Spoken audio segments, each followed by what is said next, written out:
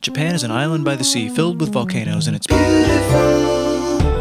In the year -1 billion, Japan might not have been here.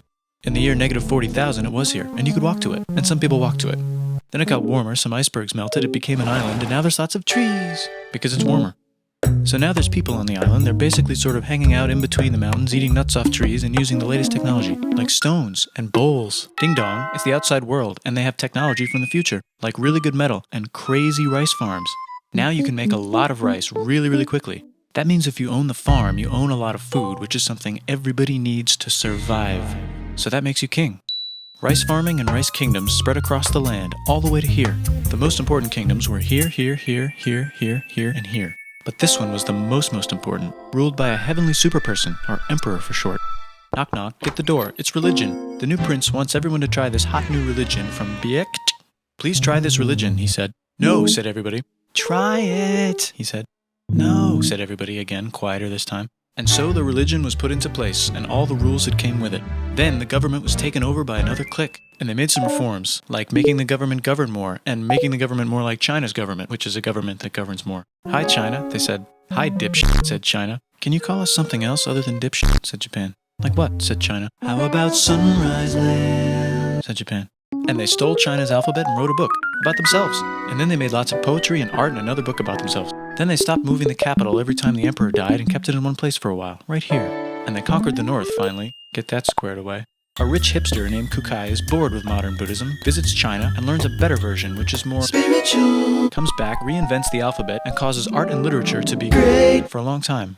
And the royal palace turned into such a dream world of art that they really didn't give a shit about running the country.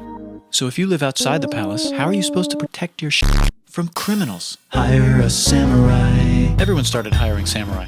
Rich, important people hired samurai. Poor people who could not afford to hire samurai did not hire samurai. The samurai became organized and powerful, more powerful than the government. So they made their own military government, here. They let the emperor still be emperor, but the shogun is actually in control. Breaking news, the Mongols have invaded China. We've invaded China, said the Mongols. Please respect us, or else we might invade you as well. Okay, said Japan. So the Mongols came over, ready for war, and died in a tornado. But they tried again, and had a nice time fighting with the Japanese, but then died in a tornado. Then the emperor overthrows the shogunate. Then the shogunate overthrows him back and moves to Kyoto and makes a new shogunate. And the emperor can still dress like an emperor if he wants, that's fine. Now there's more art. Like painting with less colors, collaborative poetry, plays, monkey fun, tea parties, gardening, architecture, flowers. It's time for who's going to be the next shogun. Usually it's the shogun's kid, but the shogun doesn't have a kid. So he tries to get his brother to quit being a monk and be the next shogun. He says okay, but then the shogun has a kid. So now who's it going to be? Vote now on your phones. And everyone voted so hard that the palace caught on fire and burned down. The shogun actually didn't care. He was off somewhere doing poetry. And the whole country broke into pieces. Everyone is fighting with each other for local power, and it's anybody's game. Knock knock, it's Europe. No, they're not here to take over. They just want to sell some shit, like clocks, and guns, and Jesus. So that's cool, but everyone's still fighting each other for control, now with guns. And wouldn't it be nice to control the capital, which right now is puppets, with no one controlling them? This clan is ready to make a run for it, but first they have to trample this smaller clan, which is in the way. Surprise, the smaller clan wins, and the leader of that clan steals the idea of invading the capital and invades the capital. And it goes very well. He's about halfway through conquering Japan when someone who works for him kills him, and then someone else who works for him kills them, and that guy finishes conquering Japan. And then he confiscated everybody's swords, and made some rules. And now I'm going to invade Korea, and then hopefully China, he said, and failed, and also died. But before he died, he told these 5 guys to take care of his 5-year-old son until he's old enough to be the next ruler of Japan.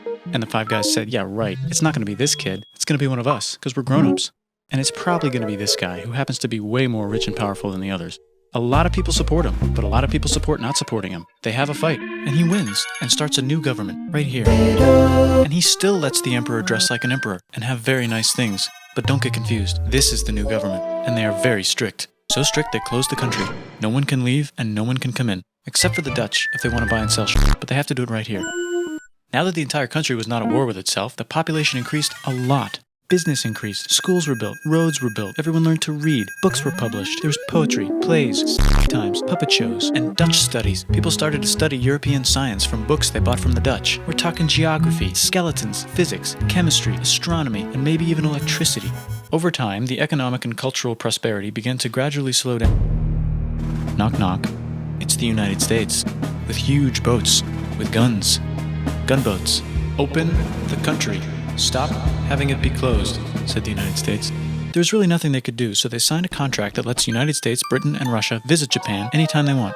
Choshu and Satsuma hated this. That sucks, they said. This sucks. And with almost very little outside help, they overthrew the shogunate and somehow made the emperor again and moved him to Edo, which they renamed Eastern Capital. They made a new government, which was a lot more Western. They made a new constitution that was pretty Western, and a military that was pretty Western.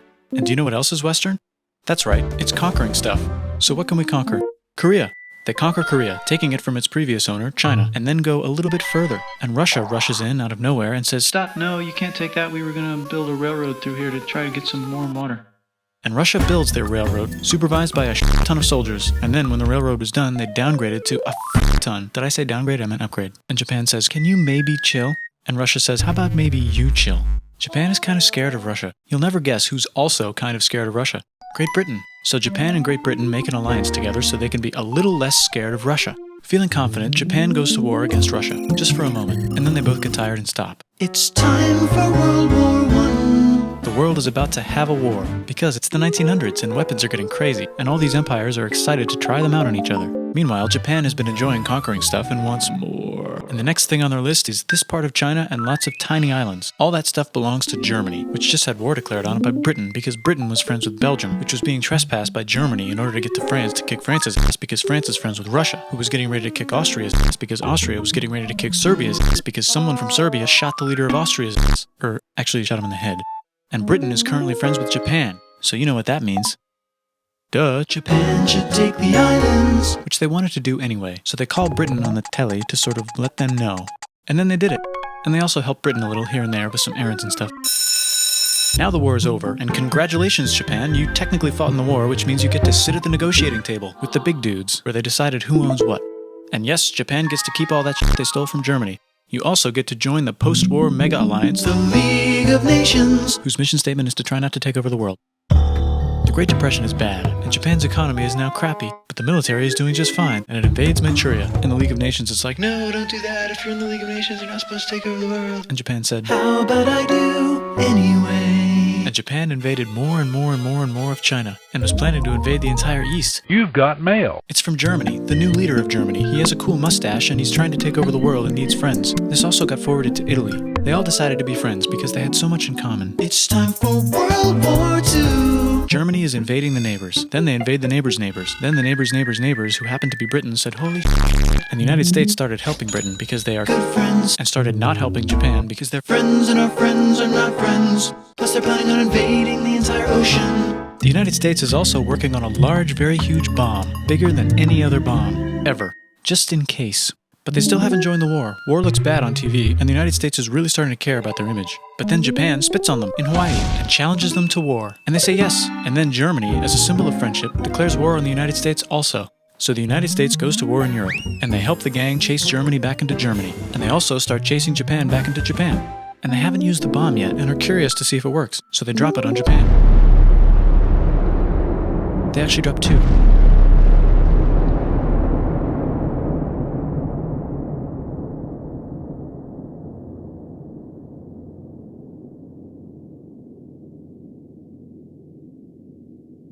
The United States installed a new government, inspired by the United States government, with just the right ingredients for a post-war economic miracle. And Japan starts making TVs, VCRs, automobiles, and camcorders as fast as they can, and also better than everybody else. They get rich, and the economy goes wild, and then the miracle wears off. But everything's still pretty cool, I guess. Bye.